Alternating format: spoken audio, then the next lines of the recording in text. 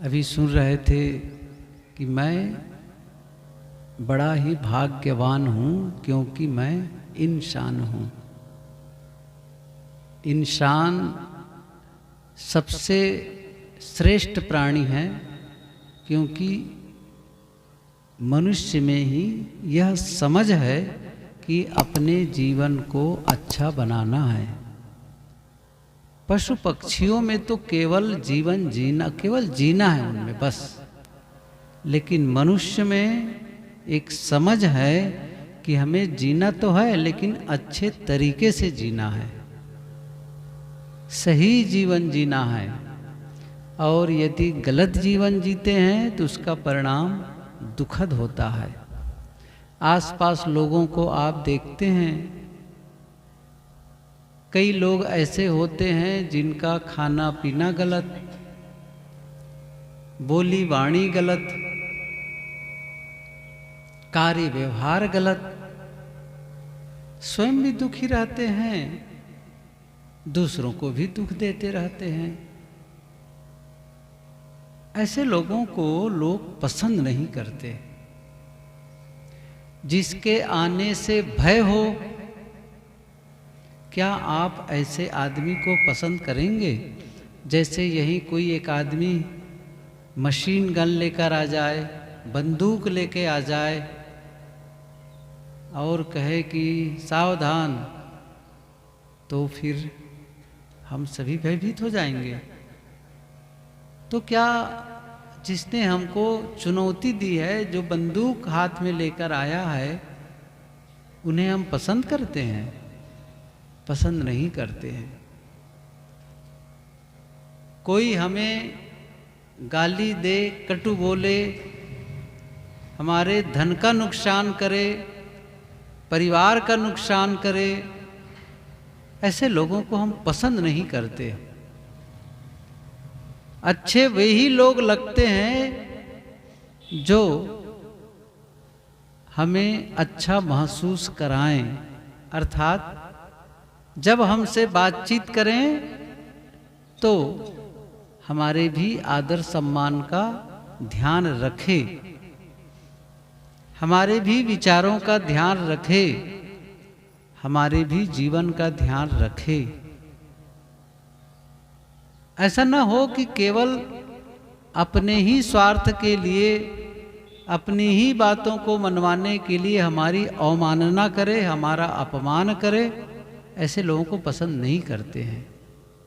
तो हमारा भी दायित्व होता है कि हम दूसरों के साथ वही कार्य करें जो हमें पसंद है, और जो हमें पसंद नहीं है वह काम हम दूसरों के साथ न करें।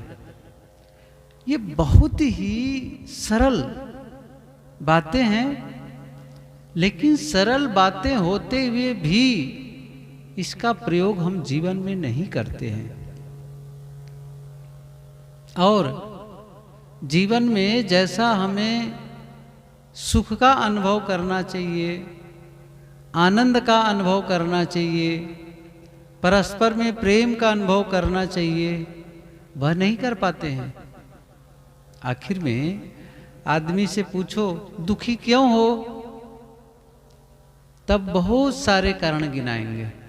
दुखी क्यों हो तो पहली बात तो कहेंगे कि हमारे घर वाले हमें परेशान करते हैं, पड़ोसी हमको ठीक से जीने नहीं देते हैं, या फिर और बहुत सारी बातें उनके मन में होगी जिसको लेकर के वे अपने दुख को छिपाना चाहेंगे। वस्तुतः आप दुखी हैं, हम सभी में से कोई भी दुखी है, इसका कारण कोई दूसरा थोड़े है। हमारा जीने का ढंग ही गलत है। आखिर में दुख कहीं बाहर से थोड़े आता है। दुख तो हमारे कर्मों का ही परिणाम है। हमारे जीवन में जो हम लोग कर्म करते हैं उसी के परिणाम में तो दुख सुख मिलता है, हम सभी जानते हैं।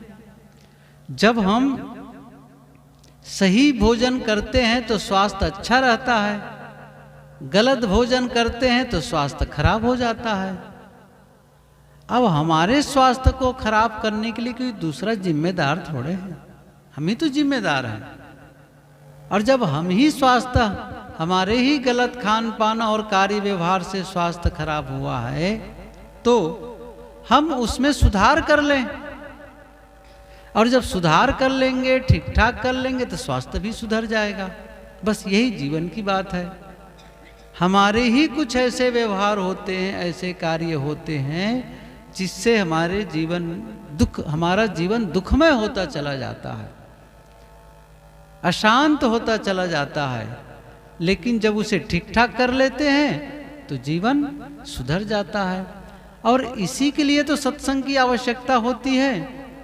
संतों के पास जाने का यही अर्थ है, सत्संग में जाने का यही अर्थ है कि संतजन वे बातें बताते हैं जो हमारे परिवार वाले नहीं बताते, वे बातें बताते हैं जो हमारे रिश्तेदार नहीं बताते, वे बातें बताते हैं जो हमें स्कूल में पढ़ाई नहीं जाती है। स्कूल में जो पढ़ाई जाती हैं बातें, वो तो कुछ विषयों का ज्ञान होता है, और ज़्यादातर तो नौकरी पाने के लिए ही लोग शिक्षा लेते हैं। तो वहाँ की तो बात ही नहीं है। परिवार में भी बस कमाओ, खाओ, जियो। और रिश्तेदार भी आते हैं तो यही सब बातें करते हैं, अपनी बातें बताएंगे कि आपके बारे में पूछेंगे, घर द्वार, बाल बच्चे, खेती बाड़ी, व्यापार बट्टा, यही सब बातें होती हैं। लेकिन संत जन ये भी बात करेंगे कि आपका स्वास्थ्य ठीक है कि नहीं है, परिवार सब सुख से है कि नहीं है, ये बात तो पूछेंगे। लेकिन साथ साथ ये भी पूछेंगे मन प्रसन्न रहता है कि नहीं रहता है। असली बात तो वही है ना। अब देखो यहाँ जितने लोग बैठे हैं, मैं तो इनमें से किसी से मेरा परिचय नहीं है। मैं नहीं जानता हूँ कि आप कहाँ कहाँ से आए हैं, किन घरों से आए हैं, आप लोगों का धंधा पानी क्या है, पढ़ाई लिखाई कितनी हुई है। लेकिन एक बात मैं जानता हूँ, एक बात मैं जानता हूँ कि आप सभी सुखी होना चाहते हैं, आप सभी सुखी होना चाहते हैं। अच्छा, मैं कैसे जानता हूँ? जब आप लोगों को नहीं जानता हूँ कि आप लोग कहाँ से आए हैं, किस घर से आए हैं, फिर भी कैसे जान गया कि आप लोग सुखी होना चाहते हैं? क्योंकि मैं भी तो आदमी हूँ, मैं भी इंसान हूँ। और जब मैं चाहता हूँ कि मैं सुखी होना चाहता हूँ, मैं शांत होना चाहता हूँ, तो मुझे ऐसा लग रहा है कि आप सब भी वही चाहते हैं। तो वो सुख कहीं आकाश से नहीं मिलता है। मैलानी तो छोटा सा बाजार है, लखनऊ थोड़ा और बड़ा है, दिल्ली और बड़ा है। तो बड़े बड़े बाजारों में जाकर के भी आप बहुत सारे रुपये पैसे लेकर भी आप बड़ी बड़ी दुकानों में जाकर के ये कहें कि मुझे 1 किलो सुख दे दो, 1 तोला सुख दे दो, मैं आपको जितना पैसा कहो उतना दूंगा। तो दुकानदार सुख तो बेच नहीं रहा है, तो देगा कहाँ से? ऐसा भी नहीं है कि आप उसे खेत में बो के निकालें, या कभी कोई मेहमान आपके यहाँ आए, या आप किसी के घर मेहमान जाएं, तो जब विदा के समय हो, विदा के समय कहे कि ठीक है। अच्छा, होता क्या है, विदा के समय देते नहीं है, कुछ रुपये दे देते हैं, कभी कभी कुछ कपड़े दे देते हैं। तो रुपये कपड़े देते समय कहते हैं कि आप आए तो चलो मैं आपको आधा किलो सुख भी देता हूँ। ऐसा कोई गिफ्ट भी नहीं देता है। न ये चीज दुकान में मिलती है, न ही कोई आदमी हमें दे सकता है, न हम इसे खेत में पैदा कर सकते हैं। लेकिन खोज तो हम सभी रहे हैं ना। जैसे मैंने कहा ना, मैं नहीं जानता कि आप लोग कौन हैं, लेकिन मैं इतना जानता हूं कि हम सभी मनुष्य बैठे हैं तो हम सभी सुखी होना चाहते हैं।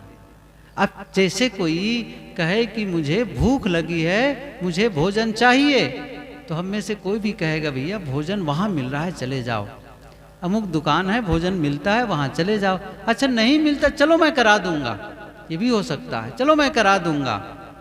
तो भोजन तो आप बाहर से खरीद लेते हैं, कपड़े भी बाहर से खरीद लेते हैं, सोना चांदी भी बाहर से खरीद लेते हैं, और बाहर से आपको दे भी देता है कोई। मैंने कहा ना अभी, कोई कपड़ा दे दिया, कोई भोजन दे दिया, और आपके जो बहुत करीब के रिश्तेदार होंगे, हो सकता है कभी चलो भाई ठीक है मेरी तरफ से एक गहना भी ले लो, ऐसा भी हो सकता है। और कभी कभी तो लोग अपने धन संपत्ति भी दे देते हैं, लेकिन उनसे कहो कि ये सब चीज़ें तो मेरे पास पहले से ही है, मुझे तो सुख चाहिए, यदि आप दे सको तो सुख दो। तो वो क्या आदमी आपका परिवार का भी होगा तो सुख दे पाएगा, रिश्तेदार होगा तो सुख दे पाएगा। अच्छा मान लो कोई राजनेता को बुला लिए आप, मंत्री को बुला लिए, चलो यहीं बुला लिए आप, उत्तर प्रदेश के मुख्यमंत्री योगी को बुला लिए, तो योगी क्या करेगा आपको? आप उनसे कहो भाई आप बहुत हमारे देश के, हमारे प्रदेश के मुख्यमंत्री हैं, आप यहाँ आए हैं, हमें और कुछ मत दो, हमें सुख दे के जाओ। तो योगी क्या कहेगा? आप कहें तो मैं यहाँ की सड़कों को और सुंदर बना दूं, आप कहें तो मैं यहाँ धर्मशाला बनवा दूं, आप कहें तो मैं यहाँ पे विद्यालय बनवा दूं, आपके स्टेशन को और बड़ा कर दूं, ये सब कह सकता है। लेकिन आप यदि उनसे सुख मांगोगे तो योगी भी सुख देने वाला, अच्छा योगी नहीं दे पाएगा तो क्या मोदी दे पाएगा? आप बताओ, मोदी दे पाएगा? नहीं दे पाएगा। दे पाएगा? नहीं दे पाएगा। अच्छा ठीक है, अब तो हम योगी और मोदी से और थोड़ा ऊपर उठते हैं। अच्छा भगवान राम को बुला लिए, अयोध्या बहुत दूर नहीं है, भगवान राम कहीं आ गए, वैसे तो आएंगे नहीं, वो कहेंगे यहाँ कैसे आऊँगा, बताओ आएंगे भला, आप लोग जानते हैं। लेकिन आपने बहुत अनुनय विनय किया, विनय प्रार्थना किया, और उनके मन में हुआ कि नहीं चलो चलना चाहिए, मैलानी में तो चलना ही चाहिए भैया, बहुत किनारे है, थोड़ा चल के देखते हैं, जंगल वगल में भी देखने का थोड़ा आनंद रहेगा।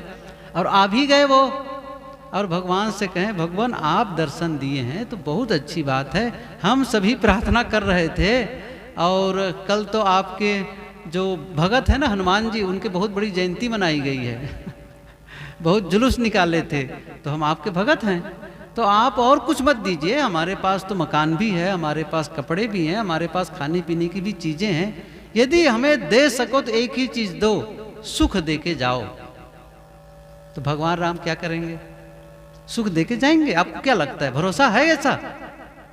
सुख तो तब दिया जा सकता है जब कोई वस्तु हो, सुख तो तब दिया जा सकता है जब कोई वस्तु हो, वस्तु हो तब तो वस्तु जो है आदान प्रदान, वस्तु का आदान प्रदान होता है, लेकिन सुख का, शांति का, प्रेम का आदान प्रदान नहीं होता है।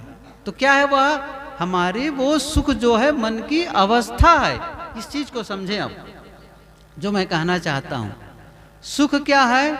सुख ऐसी चीज नहीं है जो हमें कोई दे और हम किसी को दें। यद्यपि सभी चाहते हैं, जैसे मैंने भी कहा था ना, 2 बार कहा इस चीज को, इस बात को, कि मैं नहीं जानता कि आप लोग कौन हैं, लेकिन मैं यह जानता हूं कि आप सब सुखी होना चाहते हैं। अच्छा यहाँ बैठे हैं केवल यही लोग सुखी होना चाहते हैं और बाकी लोग सुखी नहीं होना चाहते हैं? अच्छा पूछ के देखना, आप सुखी होना चाहते हैं, दुखी होना चाहते हैं, क्या कहेंगे लोग? अरे हम दुख नहीं चाहते भाई, सुखी होना चाहते हैं। ये मैलानी के लोग भी कहेंगे, अच्छा लखनऊ के लोग कहेंगे कि नहीं ऐसा, अच्छा दिल्ली के लोग कहेंगे कि नहीं कहेंगे, पूरी दुनिया के लोग कहेंगे। अच्छा पूरी दुनिया की बात छोड़ दीजिए, यदि आप चींटी की भाषा समझ सको, गाय बैल की भाषा समझ सको, उनसे एक बात पूछो, सुखी होना चाहते दुखी होना चाहते हो, क्या कहेगा वो? गाय बैल कहेंगे नहीं मुझे तो दुख चाहिए, कुत्ता कहेगा मुझे दुख चाहिए, कोई भी प्राणी नहीं चाहेगा कि मुझे दुख चाहिए, सभी क्या चाहेंगे? सुख चाहिए। और ये भी सच, अभी हम लोग सोच लिए ना कि सुख बाहर से मिलने वाली चीज नहीं है। आप भोजन चाहेंगे भोजन मिलेगा, कपड़े चाहेंगे कपड़े मिलेगा, पानी चाहिए पानी मिलेगा, लेकिन आप सुख बाहर से चाहेंगे तो मैंने कहा ना, कई उदाहरण दिया, बड़े बड़े मंत्री मिनिस्टर भी नहीं दे सकते और भगवान राम और कृष्ण भी हमें सुख नहीं दे सकते। क्यों? क्योंकि सुख हमारे मन की दशा है। मेरी बात समझ में आ रही है आप लोगों को? ऐसा तो नहीं कि कथा सुन रहे हो, झपकी नहीं लग रही है? झपकी लगी तो आसपास थोड़ा उठा देना। मैं देखो भाई, ये देखो कहानी कहने नहीं आए हूँ, मैं बता देता हूँ। हम लोग जितने लोग हैं ना, कहानी कहने नहीं आए कि कहानी सुनाए और आपको बड़ा मजा आ जाए। और ऐसा नहीं कि भजन गा के रात्रि जागरण करें, ऐसा भी नहीं है। यहाँ तो ऐसी बातें बताई जाएगी, जिन बातों के अनुसार जीना शुरू कर दिए तो आपका जीवन ही बदल जाएगा। मतलब जिस जीवन में आप दुख का अनुभव कर रहे हैं, जिस जीवन में अशांति का अनुभव कर रहे हैं, जिस जीवन में लड़ाई झगड़े का अनुभव कर रहे हैं, जिस जीवन में बीमारी का अनुभव कर रहे हैं, वो जीवन बदल जाएगा और उसी जीवन में सुख का अनुभव करने लग जाएंगे, शांति का अनुभव करने लग जाएंगे, प्रेम का अनुभव करने लग जाएंगे और सुंदर स्वास्थ्य का भी अनुभव करने लग जाएंगे। अब इसके लिए आप बदलने के लिए, अब इसको किसको बदलना होगा? आपको ही तो बदलना होगा। ये तो मैं बताना चाहता हूं, आपको ही बदलना होगा। क्यों? सुख हमारे मन की दशा है, हमारे मन की अवस्था है। उस मन के स्थिति के नाते हमें सुख दुख मिलते हैं। और मन कैसे बनते हैं? हमारे काम से बनते हैं, हमारे सोचने से, बोलने से, कार्य करने से बनते हैं। तो फिर कहाँ से शुरू करना पड़ेगा? शुरू कहाँ? सुख पाने के लिए शुरुआत कहाँ से करनी पड़ेगी? हमारे सोचने, बोलने और करने से। देखो, आप जब वहाँ, जैसे आप फल चाहिए, आपको आपके आंगन में एक आपके खेत हो, कहीं पर हो, और आपको चाहिए मुझे आम के फल चाहिए, तो शुरू कहाँ से करेंगे आप?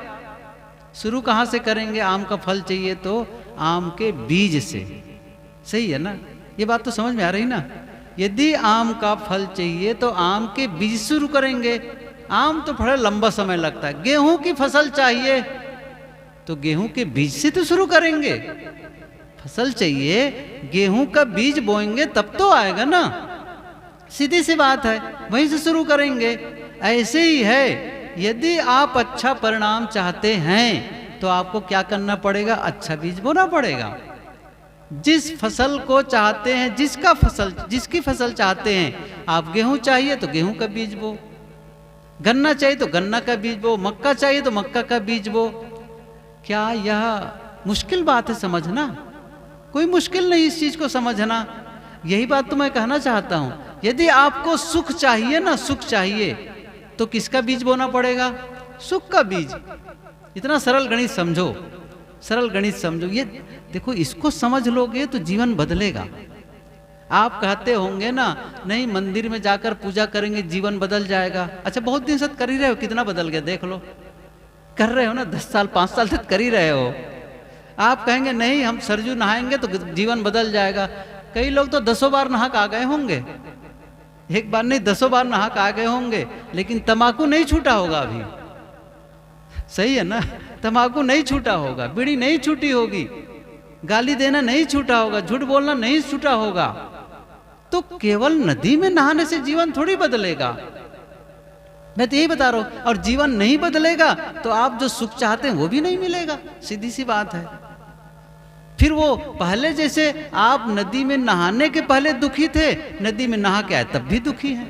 मैंने कहा ना, नदी में नहाने के पहले भी तंबाकू खाते थे, नहा के आए तब भी तंबाकू खा रहे हैं। बदला तो नहीं, बदला तो नहीं। आप माला फेरने के पहले दुखी थे, माला फेरने के बाद भी दुखी हैं, तो कैसे होगा? इसका मतलब है ये उपाय सही नहीं है। ये उपाय हमारे लिए लाभप्रद, मतलब उससे हमारा परिणाम नहीं मिल रहा है। परिणाम किससे मिलेगा? जब आप अपने बीज को ठीक कर लो। ये मैं कहना चाहता हूं। जैसे आप कांटे का बीज बो दो, बबूल का बीज बो दो। ख्याल करो इस चीज को। ये कबीर की पंक्ति याद करो। सदगुरु कबीर ने एक पंक्ति कही है कि कबीर कमाई आपनी निष्फल कभी न जाए, बोया पेड़ बबूल का आम कहाँ से खाए। कभी पढ़े होंगे आप लोग, कबीर के बारे में सुने होंगे। उन्होंने जो पंक्ति कही है कि कबीर कमाई आपनी अपनी कमाई कभी भी निष्फल नहीं होती है, उसका परिणाम आता है। तो उदाहरण क्या देते हैं, बोया पेड़ बबूल का आम कहाँ से।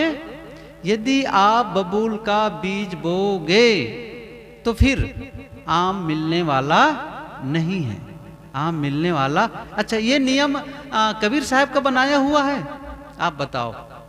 ये पूरी प्रकृति प्रदत्त है, शाश्वत है। कबीर के जन्म के पहले भी यही होता था, हम सबके जन्म के पहले से होता रहा, सब समय यही होता रहा है, सब समय। इसका मतलब है यह नियम अनादि है, शुरू से है कहना चाहिए, सदा से है कहो, यह नियम सदा से है। कांटा बोएंगे तो कांटा पाएंगे, ये आप समझो इस चीज को। कांटा बोएंगे तो कांटा पाएंगे, और मीठा फल बोएंगे तो मीठा बीज बोएंगे तो वो मीठा वापस आएगा। मैं यही कह रहा हूं, यदि हम लोग सुखी होना चाहते हैं, यदि हम लोग सुखी होना चाहते हैं, यदि हम चाहते हैं कि मुझसे लोग प्रेम करें, मेरा सम्मान करें, मेरा सहयोग करें, मेरी गलतियों को क्षमा करें, मुझे सुख मिले, मुझे शांति मिले, तब क्या करना होगा। अब वही फिर से दोहराऊं मैं क्या कह रहा था उसको। यदि आपको गेहूं की फसल चाहिए तो क्या करना होगा, गेहूं का बीज बोना पड़ेगा। गन्ने की फसल चाहिए तो गन्ने का बीज बोना पड़ेगा। मक्के की फसल चाहिए, मक्के। ये इतना सरल गणित है कि जिसके बारे में तो कोई भी अनपढ़ से अनपढ़ आदमी समझ सकता है। और यही मैं कहना चाहता हूं, धर्म कठिन नहीं है, इस चीज को समझो आप। धर्म कठिन नहीं है, धार्मिक लोगों ने धर्म को कठिन बना दिया है। धर्म इतना सरल है, देखो धर्म इतना सरल है कि कोई भी अनपढ़ से अनपढ़ आदमी भी कर सकता है। और धर्म कठिन नहीं है कहने का मतलब है भजन कठिन नहीं, मैं ये कहना चाहता हूं। साधना कठिन नहीं है, कठिन नहीं है। जीवन को बदलना कठिन नहीं है, कोई कठिन नहीं है। कठिन तो हमारा जीवन हो गया है, हम स्वयं कठिन हैं, हम स्वयं कठोर हैं। वो सरल है, वो काम सरल है। हमारी कठोरता खत्म हो जाए, हमारी कुटिलता खत्म हो जाए, हमारी वक्रता खत्म हो जाए, हम सही करने लग जाए, धर्म अपने आप होने लग जाएगा। चाहे आप पढ़े लिखे हो, चाहे आप पढ़े लिखे न हो, धन कम हो धन ज्यादा हो, कोई फर्क पड़ने वाला नहीं है, कोई फर्क पड़ने वाला। चाहे आप बड़े पद में हो, छोटे पद में हो, कोई पद में ना हो, ये काम आप कर सकते हैं। अब नर हो नारी हो, उम्र चाहे जो हो, साधु हो गृहस्थ हो, कोई बात नहीं है, आप ये काम कर सकते हैं, ये काम कर सकते हैं। क्या? आप अपने जीवन को सुंदर बना सकते हैं, आप जीवन में सुख का अनुभव कर सकते हैं, आप आनंद का अनुभव कर सकते हैं। और मैं बता ही रहा हूं कि कैसे कर सकते हैं, वही बताना चाहता हूं मैं। कोई सस्ता उपाय नहीं है और महंगा भी नहीं है, सही कहो तो। आप, मैंने कहा ना, आप यदि 4 धाम की यात्रा करना चाहेंगे ना, तो आपको पैसा चाहिए, समय चाहिए और शरीर में शक्ति चाहिए। कल सोनी जी से कह रहा था कि सूरत तो मैं नहीं आ पाऊंगा, मैंने कहा आ जाइए। नहीं साहब, अब तो मेरा शरीर काम नहीं करने वाला है। काम करने वाला क्यों? अब शक्ति नहीं है। अच्छा, पैसा है तो शक्ति तो नहीं है। तो 4 धाम करने के लिए, तीर्थों में जाने के लिए पैसा चाहिए, समय चाहिए, शक्ति चाहिए। लेकिन जीवन को बदलने के लिए, मैंने कहा ना, पैसा नहीं चाहिए, समय आपके पास है। अभी आप यहां हैं, बस यहीं से शुरू कर दीजिए, जहां है वहीं से शुरू कर दीजिए बस। और वो क्या है? सही बीज बोना शुरू कर दो। और सही बीज बोने का तरीका मैं बता रहा हूं, वही बताना चाहता हूं। जैसे आप खेत में बीज बोते हैं, वैसे ही आपको प्रेम का बीज बोना है, वैसे ही सुख का बीज बोना है, वैसे ही शांति का बीज बोना है, वैसे ही सहयोग का बीज बोना है, वैसे ही क्षमा का बीज बोना है। अच्छा, बोना कहाँ है? अब बात यहाँ पर होगी ना। अब बोना कहाँ है? बाहर के बीज को तो खेत में बो देते हैं, लेकिन जीवन के बीज को जीवन में बोते हैं। इस सूत्र को याद करो। जीवन के बीज को जीवन में बोते हैं। कैसे बोते हैं इसको मैं बताऊं। अब इस सूत्र को याद रखना। क्या कहा? कह रहा हूं, दूसरों के जीवन में जो आप बोते हैं उसे आप अपने जीवन में काटते हैं। दूसरों के जीवन में जो हम बोते हैं उसे हम अपने जीवन में काटते हैं। मेरी बात समझ में आ रही है? नहीं आ रही है? और बताऊं, इसको क्लियर कर देता हूं। दूसरों के जीवन में यदि आप क्रोध का बीज बोते हैं तो अपने जीवन में क्रोध की फसल काटेंगे। मतलब जो आप देंगे वो लौट करके आएगा। ये नियम अभी बताया ना, कांटे का बीज बोगे कांटे की फसल पाओगे, यही तो बता रहा हूं मैं। यदि आप दूसरों के प्रति क्रोध करोगे तो आपको क्रोध मिलने वाला लौट करके है। इसे कोई रोक नहीं सकता। फिर चाहे उसको आप चाहे जितनी पूजा पाठ कर लेंगे तो भी नहीं रुक। समझ रहे हैं मेरी बात? आप किसी के साथ व्यवहार करेंगे, किसी के घर चोरी कर लेंगे, किसी की हत्या कर देंगे और पूजा पाठ करके उसको आप खत्म करना चाहेंगे, नहीं होगा। आज सुन लो कान खोल के, वो नहीं होगा। न पूजा पाठ से होगा, न नदी में नहाने से होगा, न मंत्र जप से होगा, न माला जप से होगा। नहीं होगा उसको। इसलिए ये ध्यान रखो इस चीज को। बीज किसका बो रहे हो? क्रोध का बीज बोगे तो क्रोध की फसल काटोगे। द्वेष का बीज बोगे तो द्वेष की फसल काटोगे। नफरत का बीज बोगे नफरत की फसल काटोगे। लेकिन प्रेम का बीज बोगे तब प्रेम की फसल काटोगे। मैत्री का बीज बोगे मैत्री की फसल काटोगे। करुणा का बीज बोगे करुणा की फसल। क्षमा का बीज बोगे क्षमा की फसल काटोगे। सहयोग का बीज बोगे तो सहयोग की फसल काटोगे। अर्थात यहां संसार लेनी देनी का है। जो हम देते हैं वही लौट करके हमको मिलता है। ये नियम है, ये नियम है। और मैंने क्या कहा था? कोई भी कर सकता है ना, कोई भी कर। अच्छा, किसी भी जाति के लोग कर सकते हैं। ऐसा थोड़ी कि अमुक जाति लोग भजन नहीं कर सकते, साधना नहीं कर सकते, या अमुक उम्र वाले नहीं कर सकते। कोई भी कर सकता है। आप कहेंगे मैं तो पढ़ा लिखा नहीं हूं, कोई बात नहीं, पढ़ा लिखा नहीं है तब पढ़ा लिखा। आप पढ़े लिखे नहीं है तो गलती तो कर लेते हैं ना। जब पढ़े लिखे नहीं है और बीड़ी पीना शुरू कर दीजिए, ख्याल करिए, बिना पढ़े लिखे आप बीड़ी पीना शुरू कर दिए तो बिना पढ़े लिखे बीड़ी पीना छोड़ नहीं सकते हैं? छोड़ सकते कि नहीं छोड़ सकते हैं? छोड़ सकते हैं। बिना पढ़े लिखे आप गाली देना शुरू कर दिए तो बिना पढ़े लिखे गाली देना छोड़ नहीं सकते हैं?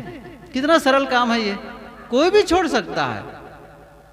बिना पढ़े लिखे आप गलत चीज खा रहे हैं तो बिना पढ़े लिखे छोड़ भी तो सकते हैं। कितना सरल है काम, कोई भी कर सकता है। तो साधना और भजन, और सही कहो ना, असली धर्म तो यही है। असली धर्म तो यही है। बाकी सब तो धर्म दिखावे का है, ऊपर का है। असली धर्म क्या है कि आपका जीवन बदल जाए और आप सुख और शांति का अनुभव करने लग जाएं।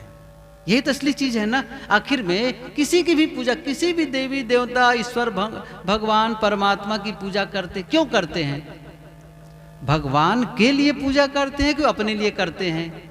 हनुमान जी की पूजा हनुमान जी के लिए करते हैं कि अपने लिए करते हैं?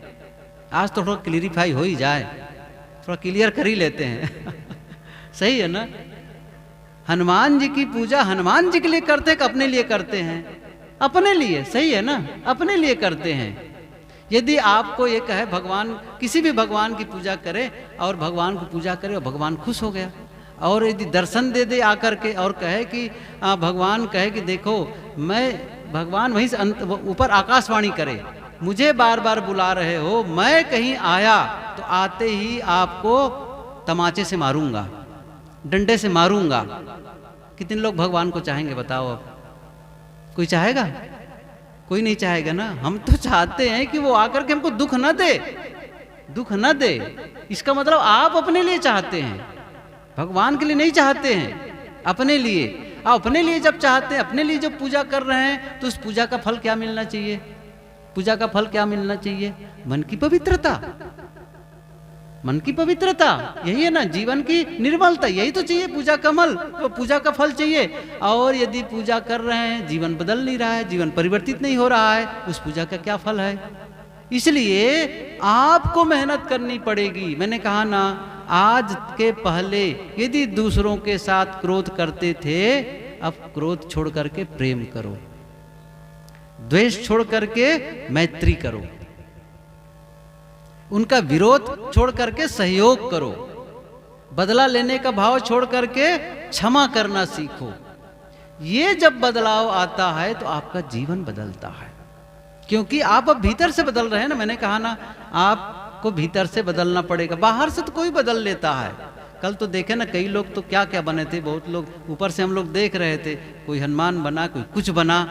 आवाज जाके देखो, कोई शंकर बना था कि नहीं बना था? आवाज जाके देखो, आप ही हैं जो शंकर बने थे। वो बने हैं ना, शंकर थोड़ी थे वो तो बने थे ऊपर से। ऐसे ही ऊपर से कोई बन जाए दिखावे में, धार्मिक बन जाए दिखावे में, साधु बन जाए, उससे कोई फायदा होता है?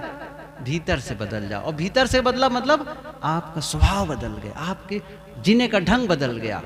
पहले आप गलत चीज खाते पीते थे, बात समझ में आ गई, नहीं जी ये बीड़ी तंबाकू गांजा भांग शराब कबाब तो पीना बहुत नुकसानदायक है, छोड़ दिए। बदल गए कि नहीं बदल गए? आप बदले ना, आप बदल गए, और आप बदल गए तो उसका जीवन बदल गया। आपके पास पैसे बचने लग गए, स्वास्थ्य अच्छा होने लग गया, परिवार के लोग भी आपका सहयोग करने लग गए। देखो कैसे बदला जीवन। आप बदले पहले, और जैसे बदले क्या बदल गया? स्वास्थ्य बदल गया, आपके जीने का ढंग बदल गया। और आपके जीने का ढंग बदला तो क्या हो गया? परिवार से जो अभी तक के शराबी आदमी को हर परिवार के लोग गाली गुप्त, मतलब उनको प्रति नफरतें करते, पसंद ही नहीं करते, जैसे वो शराब छोड़ा पूरे परिवार के लोग अब उनसे प्रेम करने लग गए। अच्छे लोग उनके मित्र बनने लग गए, गलत लोगों की मित्रता छूटती चली गई, अच्छे लोगों की मित्रता बढ़ती चली गई, समाज में प्रतिष्ठा होती चली गई। उसी समाज में उसका अपमान होता था। ये देखो ना शराबी आदमी को, ये देखो जुआड़ी आदमी को, ये महानशाखोर है। अब जब से नशा छोड़ा, समाज के लोग क्या कहते हैं? भैया पहले जैसा भी रहा, अब नेक आदमी है, ये अच्छा आदमी बन गया है। बदल गए ना समाज से। अब देखो, आपने शुरू कर दिया अपने जीवन को बदलने के लिए, तो समाज के लोग बदल गए, आपके प्रति भावना बदल गई, आपके प्रति व्यवहार बदल गया। तो बदलना दुनिया को नहीं है, बदलना आपको है। यही भजन है, यही साधना है, यही जीवन को सुंदर बनाता है।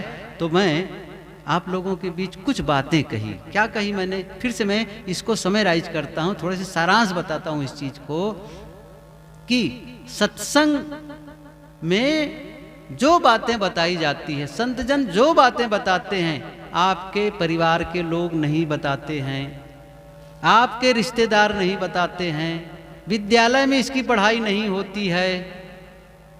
इसलिए सत्संग में आकर के जो बातें सुनते हैं वो किस लिए होता है? आपका जीवन बदले, आप सही आदमी बन जाएं, आपका जीने का ढंग सही हो जाए, आपका सोचने का ढंग सही हो जाए, बोलने का ढंग सही हो जाए, खान पान ठीक हो जाए, सब कुछ बदल जाएगा।